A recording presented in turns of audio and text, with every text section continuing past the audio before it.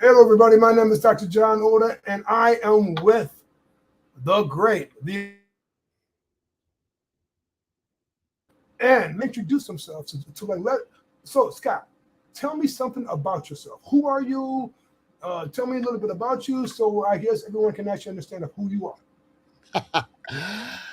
Well, I am one of those men who has a crazy ADHD resume. Now, most people would think the only part of it that is relevant to the estate planning material is being a lawyer. Uh, but that's only one tiny part of it. A big chunk of it is that also I'm a martial arts grandmaster. Been doing martial arts Grandmaster. since 1971. Now, it sounds like a big deal, but that's only because so few people get there because they quit. If you started martial arts in 1971 and you kept on going until now, you'd be a grandmaster too. So it doesn't take any great skill, it just takes never quitting. But the key on that is that I have a lifetime of training in dealing with conflict, including seeing it coming. And one of the things when you put together the lawyering with the grandmaster, uh, I see the way people have crafted so many estate plans where they are setting up a fight. It's almost like they want their heirs to have to fight over things after they're gone, just so that they can avoid having some uncomfortable conversations beforehand. So that happens. And then the third most relevant hat that I wear is that I'm a pastor. So I've done the weddings, I've done the funerals, I've sat with people when they're just an absolute emotional devastation over the loss of a loved one, and then gone back to my office and had legal work to do and pondered, if someone's in that emotional state, how in the world are they going to handle this kind of thing? And you combine those three hats, and I realized, we really need to do something about this because the way we're going about our estate planning and the way we're going about things is really creating a lot more problems than it needs to. And then, the other thing that I'm also famously known for is I have authored 58 books, I think I'm at. And if someone's interested, if you go to Amazon.com, put my name spelled correctly in quotes, and they'll just bring up page after page after page of Scott Conway books. Well, then I guess you do have an ADHD incredible resume that most people would actually die for. I mean, 58 books. I mean, I'm an author of two books, and I thought that was a lot, but 58 is interesting. Grandmaster, I did take martial arts, but I didn't keep it up. I took it for 6, 7, 8 years, and then I'm like, I'm done. But impressive. Lawyer, and so tell me what is estate planning? I've been hearing a lot of things about estate planning, but what is really Well, estate planning? in a broad scale, we think of estates are all the things you own. And when we talk about estate planning, what we usually mean is what will happen to your stuff when you die. When we're talking about all the planning that goes into it, it's not just what happens to your stuff when you die. That's the most obvious part of it. That's what we have wills and trusts for. It's also what happens with you and your stuff toward the end, and also the way I do it. What happens with your stuff if you are suddenly unavailable? And the suddenly unavailable could be as simple as you got in a car accident, or since we just had COVID, one of my clients had called me because her husband got stuck out of the country. They wouldn't let him back in. He was going to be quarantined for 2 weeks after he was ended up stuck for 3 weeks, because after his quarantine was over, they made him go through other hoops before they let him back in. And how are they going to do all of the things that he needed done when he can't get back? And so there's things like that that are also part of it. The way I do it is more expansive, comprehensive, and it thinks beyond just the will and the trust. So estate planning is will in the trust. Am I correct? Yes, that is included. And in Okay. fact, we'll get into the what I call the core five documents or the fundamental five in the Okay. slideshow as we get to it Okay. after we talk about the three Not a biggest problems. problem. Okay. So why don't people protect themselves or do estate planning? Well, that has a number of reasons. The two biggest ones I keep seeing is people think that they'll always have time. And they think they'll always have time all the way up until they run out of time. And the other one is a lot of people just, they don't like to think about it, because thinking about your legacy, thinking about what will happen with stuff after you're gone requires giving some consideration to the fact that we're going to be gone one day. And for a lot of people, they don't want to think about it. Now, another kind of tertiary issue, it's not as common, but we see this a lot in business owners that keep thinking, well, things are changing so fast that, if I do something now and next year it'll be totally different. And in my experience, the next year it's never totally different, but it does change often enough. But that just means that you just need to update. If you have no plan, which is too common, that's like a third of our people have no plan, means that when you die, the government decides. You have no say. And you don't know what's going to happen. And there's extra hoops that the people have to jump. Okay. But isn't when people do the estate planning, right? Isn't that they're trying to figure out, okay, I'm going to die and I'm going to leave my family members X, Y, and Z. Why do I want to do it? I'm not thinking about dying. I'm great. I'm in great health. I'm only 60. I'm only 65. I got life to live. Why would I do this right now? And I'm good. Yeah, well, heck, I know a lot of people who think like that. 30, 25. But here gets to be the thing. It's a lot like dealing with anything that we don't want to have happen. We buy life insurance, not because we're planning on dying, but just so that if we die, our family's taken care of. We buy car insurance, not planning to get in a car wreck, but so that if we do. Now, honestly, most of us buy car insurance because we're legally required to. But for those of us who get more than the legal minimum, we're doing that as protection. The problem with estate planning is we're not the ones that pay the price if we don't do it right. The price is going to be paid by the people that come after us. The problems are going to be found after we're gone. And it's easy to not think about because it's not really going to affect us. It's going to affect our spouses. It's going to affect our kids. It's going to affect the people in the organizations we might leave stuff to. If we're a business owner, it's not going to affect us because we're gone. It might affect our employees. It'll affect whoever else is going to have to take care of things when we're gone. So it's easy to not think about. And we get too many people that don't think about it for that reason. And kind of put on my counselor hat, because I've done a lot of counseling. It's really easy to not think about something that isn't going to affect you. That's one of the biggest challenges with getting people to do estate planning that just don't want to think about it and don't want to invest the time and the energy in it. So I have a question for them. When should people do the estate planning then? I think that's a better question. Well, the best time to do an estate plan, I think, is now, if you don't already have one. And well, in fact, let's take a look at the biggest problems that we run into. So the three big problems that I call NOW, N-O-W. The first of the three big problems is no documents, not having any documents. And if you don't have any documents and then suddenly it's too late, and the suddenly too late might come in unexpected ways. Because some people think like, well, I'm not sick, I'm not dying, but then your mental competence becomes an issue, which could not necessarily be that you have Alzheimer's dementia, although that's one of the big ones that we see.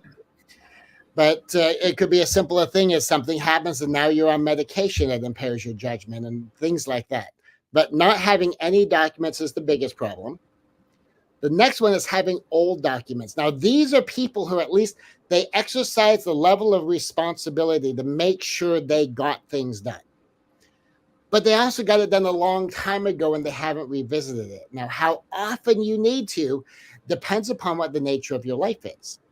So if I did it when my kids were adults, they're out of the house, no more kids, same marriage, same marital status, same house, same everything, a 10-year-old document's probably fine. But if I'm an entrepreneur, my business has been changing, I've sold a house, I bought a house, I did it when my kids were children and now they're adults and now I have grandchildren, or I've got more grandchildren now, and that life has changed since then, I might need to revisit it every 2 or 3 years. And so having old documents that might be out of date, that might have been brilliant for when we got it done, but now there's some things in there that we might want to do different. And then this is the one that annoys me the most. Wrong documents. Or not even just the documents wrong, but something procedurally is wrong, something relationally is wrong, is where you think you have everything handled, but you don't. And that's the one that hurts me the most. In fact, that's where I began my career in estate law. But my father died when I was in law school. And in my family, we had my father, who was married to my stepmother, so he was on his second wife. He had 2 children with my second wife, or his second wife, and 2 children with my mother. And so when Mary died and there was an issue with the estate, well, Mary's situation was similar. Is that she had a second husband and she had children, in her case, children from her first marriage. And she had this piece of real estate that she was going to leave to her children in order to provide for them. And that was going to take care of their college tuition and whatever else they wanted to do with it. But Mary made a mistake. We couldn't find one piece of paper that we didn't know if it had been filled out, if it had been done but never notarized or never signed, or we knew it hadn't been filed, that there was a deed that was supposed to move that property into the trust, and we couldn't find it. And what ended up happening is, according to the will, her second husband got everything. According to the trust, that property went to her kids. She thought she had it handled. She died having, quote unquote, taken care of it. It was all set. But as her children found out afterwards, and as her second husband informed them, it's like, oh no, that's my property. That wasn't owned by the trust. That was owned by her. And according to the will, that's mine. And trying to go to the man who had no relationship with her adult children and say, can you sign over $350,000 for these young adult men that you don't know? And of course, he was resistant to that. I mean, how easily is someone going to give up $250,000 you don't have to give up on? And her kids lost out. And it was similar enough to my family situation that as a brand new lawyer, I'm working on this matter. And that was my introduction to the fact that you could have the wills drafted, and the will did what we wanted the will to do. The trust did what the law firm drafted the trust to do. Mary made a mistake. She thought she was done, but she missed a step, a one piece of paper step, and cost her kids $350,000. And that's an example of that third one, the having it wrong. You think it's handled, you think you're done, but you're wrong. Now, someone who had a more direct relationship with Mary when Mary was still alive had heard her say, he will do what I want him to do. That she trusted her husband, as you would expect. If she didn't trust her husband, she wanted to marry them. But when push came to shove and he had a choice between keeping $350,000 or giving $350,000 away, it shouldn't surprise very many people that if you have a legal right to $350,000, you might be a little inclined to want to keep your $350,000. It's legally his. Women, and that was it 30 years ago? Yeah, that was 30 years ago. 40 years ago. $350,000 is a lot of money today. I mean, $350,000 right now is going to be worth about, depending on where that San Diego area, $1-2 million. So you think about what's happened with real estate in Southern California in those days. Absolutely. That could be $1 million, $2 million thing by its equivalent. Absolutely. So it's hard. So people can make a mistake on the paperwork or have an old document, like mention that. Just say someone did it and they did it 40 years ago, and then they died 40 years later, right? But now the will or the trust is not valid, right? And a lot of people have to go through that crazy stuff called probate. And as you mentioned, that's when all heck breaks loose. That's when people, as I told you about one of my friends, man, her her husband, nice guy, rich guy. She owned her own business, right? And she cut down because the guy was wealthy. Mhm. He got COVID, died, but there was no trust or no will inside her name, and it's like a war now, man. It's like a fight now, and now the kids want money now, but she is titled to X, Y, and Z, and it's a complete mess. It's a mess. Mm-hmm. And the only thing that the person had to do is go get an estate attorney like yourself or somebody else, whoever, right? And get the stuff done. And all the fighting would have been there, but there's, I think you make a great point. If you don't do the estate planning now, and if you have kids or a blended family, or you married into like a step, it's going to be a nasty case. Yeah, well, and related, well, in fact, let's look at the fundamental 5 documents really quick. So the fundamental 5, the top 5 documents. Okay. There's a will, and wills are really easy to draw up. Okay. One of the stories I tell in the report is the story of Dennis and Judy. A short version with Judy was the stepdaughter. Now, she never knew any father other than Dennis. Dennis was always the dad. Dennis and Judy's mom got married when Judy was a baby, and so she never knew anyone else. But this was Dennis's second marriage. So he had a kid from a previous marriage. It was his child. Well, when he got old and his wife has died, and Judy moved in to help take care of him. And for years, like it was 8 years that Judy took care of Dennis and was going to get the house and the investment account that had been used for retirement, and all of that was going to be hers. He never got it memorialized in a will. So he died intestate. It never got written down. And what happened is the kid from Dennis's first marriage heard that dad had died. He never knew Dennis. He didn't care about Dennis, didn't like Dennis, but now there's money. So he got the house in the retirement. Judy wasn't a biological child. Judy was a stepchild. She hadn't been legally adopted. She is legally entitled to nothing. Now, here's the part that's really annoying. Had Dennis taken out a piece of paper and written down on the piece of paper his name, the house, the address for the house, the retirement account, and the account numbers, and just written down in his own handwriting that he was leaving that to Judy and signed and dated it, could have been done in 90 seconds. Judy could have gotten everything. Judy would have been taken care of. He had nothing. And so Dennis lost all of it to his first kid that wanted nothing to do with this jerk of a man, because he'd been raised by his mother to despise Dennis. And Judy, who spent the last 8 years of her life taking care of her stepfather, which to her was his dad, got nothing. She was homeless and broke because Dennis didn't take 90 seconds to write it down in a legally enforceable way. And that wouldn't even have taken talking to a lawyer. If I knew he was sick, but he was of sound mind, I could have told him, okay, write this down in your own hand. I could send him an email, write this down in your own handwriting, sign it and date it. That'll hold us over until we can get a proper will drafted that we get signed with witnesses. But he didn't have it. And one of the consequences of no estate plan was Judy's homeless and broke after 8 years of taking care of her dad. And then there's a trust, and most people who have a larger estate, will have a trust. And the key on the trust is you have to make sure that it's set up right, not just that the documents are right, but that what you've done with your assets works with the trust.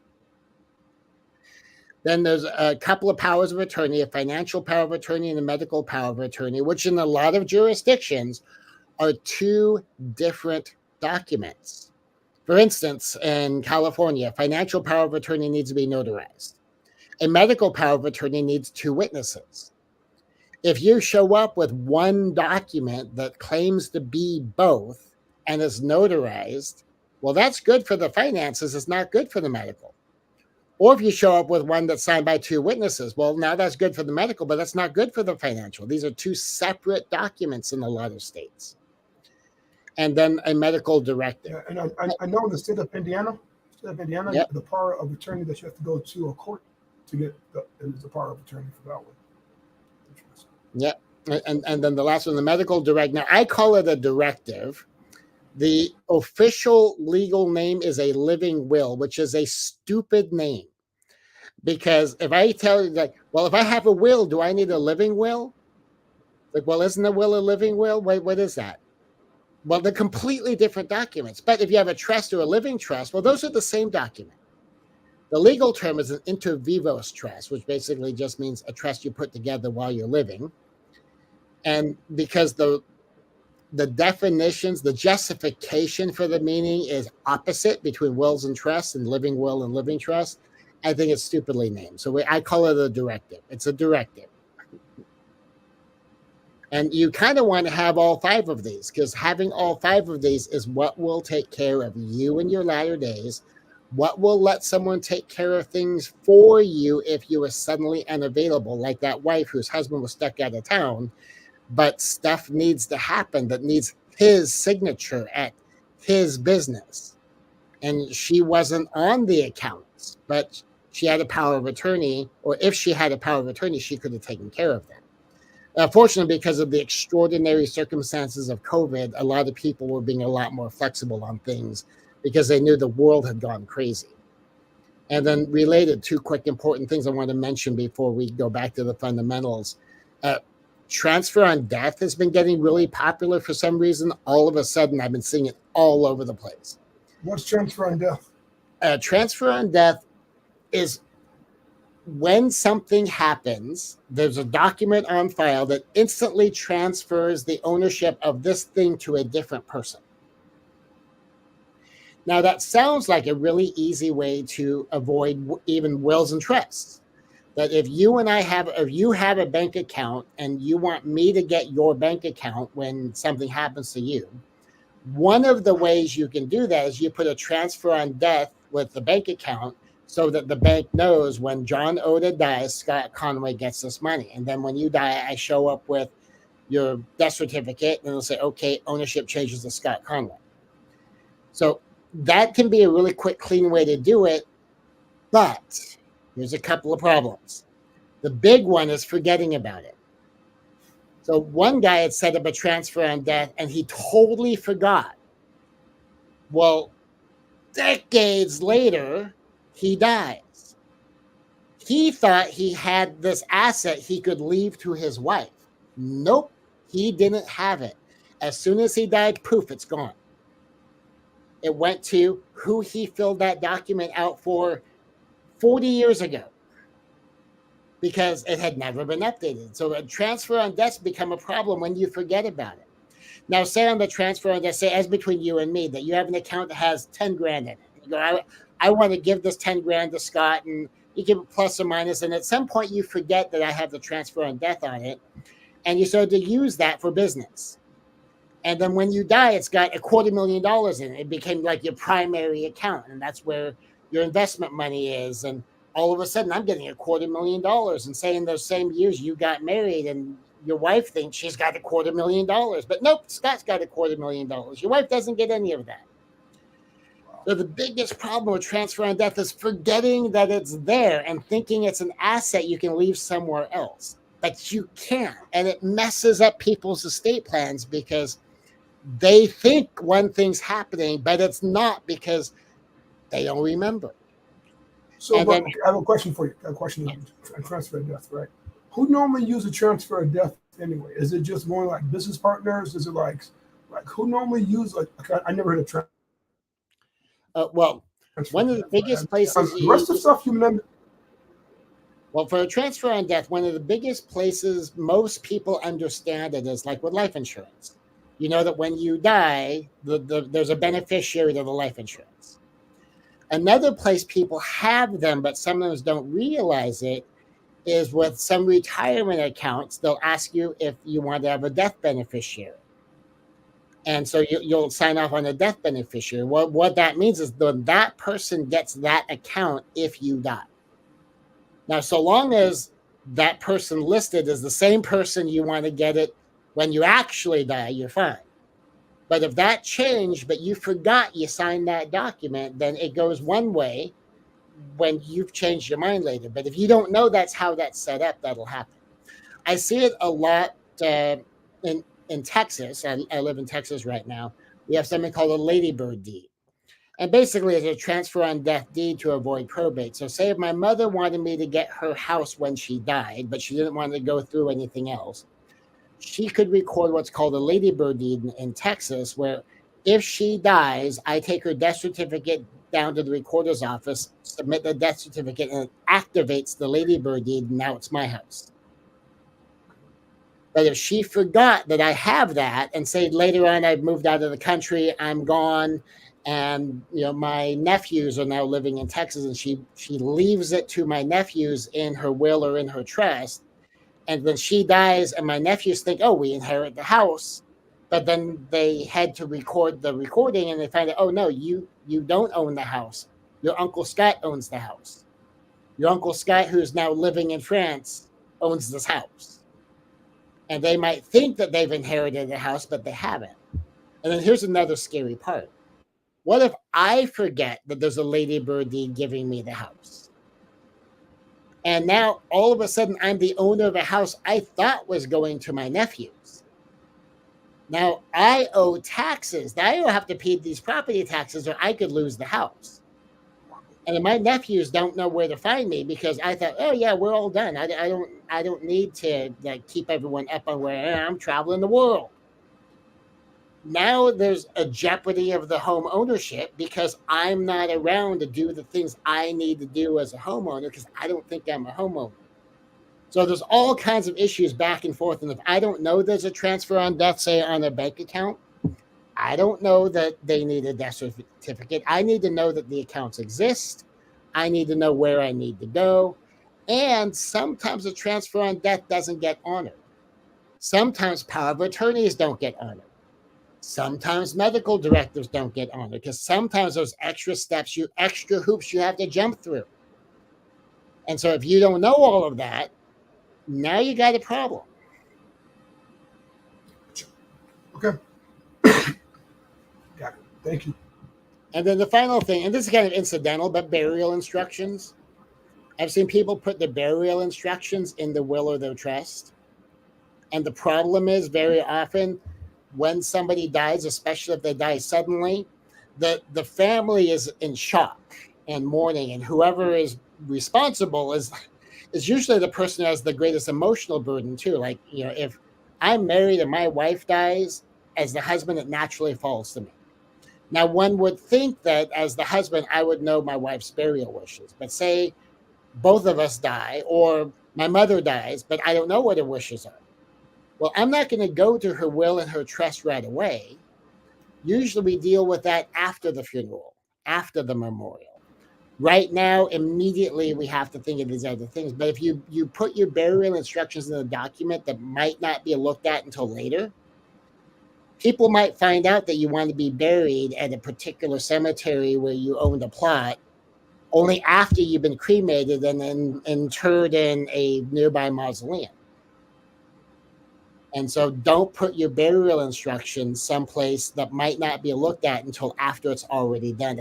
And the more specific your burial instructions are, the more of a problem that can be. If someone's devastated at your loss, and they really want to honor your wishes, but they didn't know what your wishes were, so they did their best. And then a week later, they find out that, oh, no, you wanted to be buried, in the Rosecrans military cemetery. And that you were entitled, but they buried you near the family. And now they're doubly devastated. Now they're mourning again because, oh, my gosh, we messed up. What do we do? You don't want to put your family through any of that. But that is that's the biggest thing about it, man. I think when people do die, instead of that they're dying, they don't take care of their stuff. They don't put it in the estate plan. They don't put it. They don't think about this. They're more into the reaction mode. Or I heard for a lot of my clients, I'm too young to think about that type of stuff. But you're right. I mean, you could drive down the road and get hit by a car and die. No, then you're gonna have probate take care of everybody else and everything else, and hopefully that never takes place again. So, since you're doing this estate planning stuff, which it seems impressive to be truly honest with you, what's your program, or do you have a program, or do you have a solution? Yes. Well, my program is the I Love Them Enough Master Estate Training, where we address the paperwork, the practical, and the people aspects of it. And the people aspects of things is dramatically more important than anyone seems to think. I mean, when I say it, people go, well, yeah, of course. But when you talk about what you put in place to handle that, people go, oh, yeah, I guess I didn't think about that. And a bunch of the other practical stuff. So it's in there in a 6-hour course. But here's how it's broken up. There's a lot of us are busy. Yep, a lot of us are busy. Now, the way I used to do this is the live in person when Scott Conway had a law office in San Diego method, is you would pay $3,000. You would come in once a week for 6 weeks, and we'd spend an hour together. I'd share what you need to do, and you do the assignment. You come back next week with that done, and then I'd show, okay, here's what we need to do. And you would do that week by week by week. And in 6 weeks now, you've got everything together. You've got most of the stuff either done or in process. And now we're ready for paperwork. And in particular, we know what paperwork you need. We know what we need the paperwork to do. We have the plan for the people, the plan for the practical. We know how to follow up. We've got all of that stuff done. Well, part of the problem with that is you need 6 1-hour blocks. You needed to come to me. So really you need 6 2-hour blocks because you need the travel time, the sitting time, and then go home and do the homework. Now we've got it set up online. Now you can imagine what it would cost to have me on demand for those 6 hours. And we broke it up into 10-minute segments.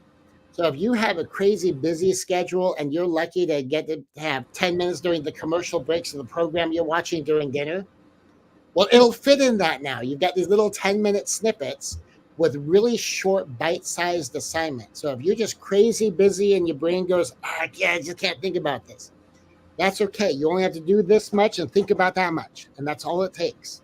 And you just make it an ongoing habit, and then in 6 weeks, just on a nightly basis, a little bit at a time, now you're all set without having to block out on my schedule to come to my office during your work day, because that's when my office is open. And now you can do it at any time, day or night, in little 10-minute segments. And so I like it better. It's more effective. It's available on demand, and it gets you more ready than you would have been if I worked with you live in person, because it's less taxing because you can break it up, and you get all the lessons in writing, and you get the assignments in writing. You don't even just have to show up and take notes. So it's way more effective, and it's even half the price. So I got a question for you. So I can use this in any state? Yes. But in fact, here's the thing that amazes me. Because we're not dealing with the specific laws of every state. We're dealing with the principles of planning the estate. When you get down to the specific language state by state, there's a system built in right at the end of, now, no matter what state you're in, here are some of our options. The part that astonished me is when I was doing the market research, because I have a lot of international friends, I found out that in Canada, no surprise, the rules are very similar to the United States, and that 90% of all of this applies in Canada and Australia. Wow. The part that shocked me is I also have some friends in Europe, and they were reviewing the material, and we realized that 60 to 80% of it applied in Spain and in Ireland. Okay, so this is worldwide then. People are making the same mistake. Now, I don't know about the non-Western world, because I don't have friends that would have an estate connection there. But the problems seem to be pretty universal. That I've run into people that have international holdings, same problems. Something's missing in the paperwork. Some practical stuff hasn't been done. And worldwide, people are people, and worldwide, we keep running into the same people problems. issues. The same issues. So it is half the price, right? So it's for $1,500, 6 hours, 10-minute sections, right? Yep. So how about if I'm a business? Is there like a different program if I'm a business? Oh, there is a supplement program if you are a business. And now, in fact, as I had shared the story about Mary, let's suppose in Mary's situation, what if she had done everything right? She would have made her two 20-something-year-old sons would suddenly be commercial landlords. Do you want to know how much her two sons knew about being a commercial landlord? Nothing. Zero. Now, anyone who owns any rental property, anyone who rents any rental property, are there landlord-tenant rules that need to be followed? Yes, there are. If it's commercial property, are there rules that have to be followed? Yes, there are. Are there consequences for breaking the rules? Yes, they are. If Mary's kids had inherited that property, Mary had them completely unprepared to be landlords. So we have the Family Business Supplement. And the Family Business Supplement, if you are a business owner, lets you prepare your business and prepare your family for being able to level one, keep it alive. Because if your business dies between the time you can't take care of it and the time it could be sold or taken over, nothing else matters. That a dentist friend of mine, when he died, well, what's it going to do with a dental practice? It needs a dentist. Now, in his case, he had it set up. He had a dentist friend who did the same quality of work he did, that was willing to come out of his semi-retirement and work full-time again to keep his office alive until it could be sold so the proceeds could benefit his family. But think about the level of preparation that took. He had to find the necessary professionals who had the necessary credentials, who could keep everything alive. He already had the business broker in mind. He was set up for his practice to survive long enough to be sold, and to have all the pieces in place to facilitate the sale, so he doesn't have a grieving widow going, now what do I do with this? I don't know what to do with it. He had it set up. So that's part of the business supplement. How do you get it to survive? How do you get it ready for sale, or how do you get it ready to be taken over? And in particular, how do you get it ready to be taken over by a family that doesn't have your expertise? If I run a restaurant and I'm leaving it to my son, and my son doesn't know how to run a restaurant, how's he going to walk in and take over? And the Family Business Supplement helps deal with all of these collateral issues. And what is the price for that one? Or is it separate price, same price, or what's that? Yeah, that one is $497, so another $500. So for less than $2,000, So you less can than get all $2,000. the practical and the people stuff for yourself. And then if you own a commercial enterprise, whether it's rental property, whether it's a professional practice, whether it's an ordinary brick and mortar business, that helps you get things ready. So I got a question for you, right? So when you charge the $3,000 for the estate planning, how long ago was that, Scott? Let's see. I think I stopped doing that particular setup. What are we in now? 2024. So 7 years ago, I think. So 7 years ago. So right now it's probably a little bit more than 3,000 right now. If I'm probably much. Yeah, reasonably it would be. I would honestly probably still charge $3,000 for it, mostly because I only worked with people who came to me by referral. I didn't hardly ever take any random clients. Because the reason why I said that, because most attorneys does not charge this affordable price, to be truly honest with you. They charge crazy prices to set everything up and everything else, because I've talked to many and I coached many in my career, right? And their prices are much more up there in range, right? So with your program, it's 6 hours, 10 minutes. That's for the family. Another $497 for the business, and they can do both at the same time. But it's in 10-minute sections, so they can do the homework and then get everything done. And it's worldwide per se. Yep. Pretty much worldwide. Yep, Canada, Europe, U.S. centric. Australia. Yep. Now it is States. U.S. centric, but most people who live in other countries know it's like, our system is not that different from the United States. So when we get to other countries that I don't personally know much about, like if someone said, does this apply in Poland? It's like, well, Poland, I don't know. Someone said, does this apply in the United Arab Emirates? Like, well, the UAE, I'm not directly familiar with. But if you live there and you know that, our system is not that different from the United States. People are people. The practical is the practical. Even when the law is a little bit different, it's going to be the same issues, because what breaks the states isn't the document. You could have the perfect will for when the will was drafted, the perfect trust for when the trust was drafted, and still have everything blow up in the family's face and turn into a big fight for generations. For generations and generations and generations. Matter of fact, Miss Virginia said hello. Oh, well, hello. Hello, Miss Virginia. So thank you so much for joining as well. Miss Virginia, do you have any questions for us that we can actually answer? Does anybody have any questions? So we can take questions from the master. Well, he is really the grandmaster. The grandmaster of estate planning. Does anybody have any questions? No questions yet. But let me get back to you, man. Right. So I believe that everyone should protect themselves. Everyone should have absolutely.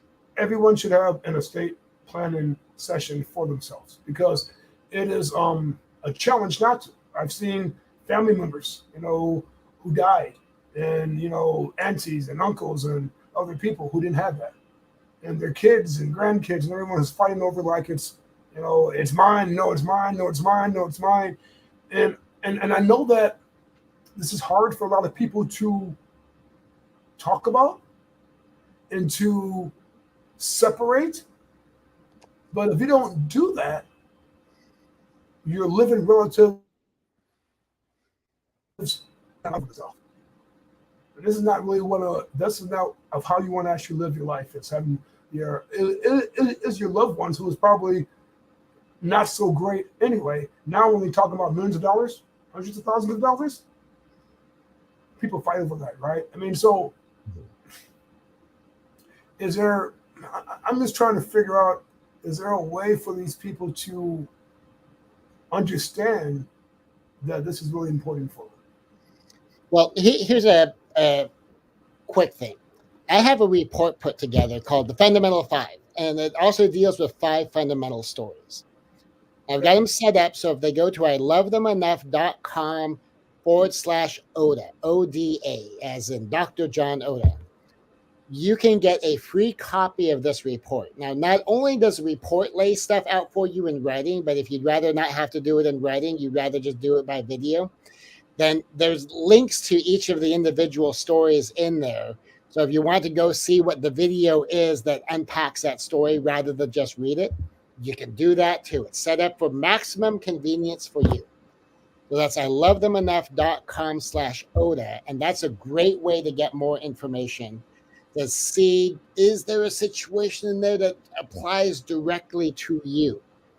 Now, I'll tell you, a big thing for me is that it is about family. The reason it's called I Love Them Enough is because we have to think about, do I love my family in that particular way that I want to love them whether I'm here or not? Everybody who's ever gotten life insurance is loving their family in that particular way, to say, I am going to make sure I take care of my family whether I'm here or not. And when someone says, I'm getting this estate plan done, why? Because I am taking care of my family whether I'm here or not. I am going to love them enough. I'm going to love them in that particular special way that I will think about loving them through the generations, that I don't have to be here to do it. I'm going to make sure I'm loving them no matter where I am. And it's not that we don't have a feeling of love for our family, or that we don't have a commitment of love to our family. It's that this is a particular type of love. When we know better, we do better for the people we love. But we don't know. That goes back to that thing about things being wrong, where We think it's handled. We think it's done. We have the will. We have the trust. We think it's finished. And we've loved them enough to get it done, but we don't know whether or not it's right. And I'm asking people, love them enough to make sure. And as part of my commitment to I love them enough, to help you love them enough, is I offer a 6-week money-back guarantee. If you go through the entire program and you go, there is absolutely nothing in there new that I learned that is going to make one whit of difference in my estate. Just let me know that, and I'll give you back your money. I mean, that's how sure I am. There's going to be at least one thing in here. For most of us, half a dozen or a dozen things that are make it or break it for our estate plan. You know, you mentioned a great point, right? A couple things, right? And then I'm going to talk to Virginia. She have a question, right? But here's what you made a point is that if you love them enough, you would do it. When you have a life insurance and car insurance, you love them enough to protect yourself because you have to. Life insurance because your family can be protected. But if the estate plan, and for whatever reason that's possible, that's just telling me that I hate to be so direct, but I will. You don't love them that much, or because I see a lot of like movie stars who don't have wills, who don't have trust. Like the guy, the Marvel guy. Stan Lee? Stan Lee? No, not Stan Lee. He played a black gentleman who just died, right? He did not have a will. He didn't have a trust. And now Chadwick Boseman when he died. Yeah, Boseman. Yeah, like Boseman. Boseman didn't have any of that stuff. Now he's a young guy, 40 years old. He probably didn't think that he's gonna die right away, but he did know that he had colon cancer. That actually popped up, and he should have done something. If he would have done something, his wife would have been taken care of. Right now, the wife's in probate. Yep. And now we'll take. So there's Virginia. She jumped on a little bit late. Go ahead. Well, I'm looking at her comment there, and it is one of the things where Virginia thought that once she had the will and once she had the trust, she's done. She's got that. Absolutely. And gave her here's letters you send off to all the relevant places, and then she okay, got it. Fill it out, drop it in an envelope, off it goes, done. Back to business. And then she found out through I Love Them Enough, through this project and our conversations as she was learning this material, is like, oh, wait, I'm not done. And it prompted her to do some follow-up, the I Love Them Enough style follow-up. And she found out that there were some things that weren't where they were supposed to be. And aside from the fact that, well, now her kids are all grown up, and now she has her first grandchild, and who knows how many grandchildren yet to come. And she has a son-in-law, and so things are different now. And then a lot of times we have people who, they got married, and they didn't update their estate. They got divorced and didn't update their estate. They had another child, and they provided for 2 of their children, but now they have a 3rd child, but the 3rd child's not mentioned. What do we do with the 3rd child? And you want to see a complicated probate? The most complicated probates is when something is obviously included that isn't actually included. And now there's hearings, and there's arguments, and there's paperwork, and there's time, and there's lawyer fees until it can finally get resolved. And there's tons of big stuff like trustees and executors. They don't know what all their responsibilities are. Half of us end up that because we were assigned it. But the IRS can come after you personally if you make a mistake, and come after your money if you made a mistake, when you were just trying to help take care of your family. You didn't know that you were incurring $18,000 of liability to the IRS. You were just trying to get things cleaned up for the family, to make it easier on the family. And it's painful when stuff like that happens, because when do people go see the lawyer? When there's a problem. Yes. And with estate law and probate law, guess when we find out we have problems? Usually when the only person who could fix it is the one who's gone. So what I'm begging people to do is be the one that fixes it while you're here to fix it. So you don't leave any problems for anybody. And the only thing, and I want the only thing anyone has to deal with is the grief at the loss. Just let them grieve, not grieve and deal with problems. There's enough already as it is. Please don't make them go through that. And Scott, I've seen that so much, right? When someone dies that you love and you care about, man, you're gonna grieve. Then you have to deal with the financial issues and the judges, and you have to deal with the probate. You have to deal with trying to separate what, trying to sell this and sell that and do this. And you have going to have so much animosity and so much anger and so much everything else. And it could have been freaking avoided. Yeah. And then if they would love them enough to get the estate done, but done right. And you mentioned sometimes you can have a estate 10, 15 years and things have changed. Get your course, figure out if everything is the right way. And get it, but man, this is and I didn't know. I was trying to figure out why'd you name them. I love them enough, but I get it now, man. Because I get it. I mean, it's and sometimes people mean well, and as Miss Virginia said, that she thinks that she did everything right, and find out that she didn't do anything right because it was so many years ago, and things have changed and people have changed. And man, hey, listen to me, man. I have to invite you back on again, man. I think this was a beautiful thing. And next time I'll let you even go through your whole PowerPoint to explain the whole process. I really will. But I know that I talk a lot as well, but listen to me. I do want to appreciate you so much. How can people contact you directly, or how can if people have any questions or any concerns, how can they contact you directly, so they can actually talk to you?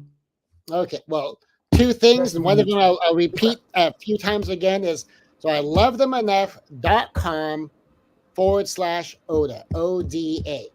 Get the report.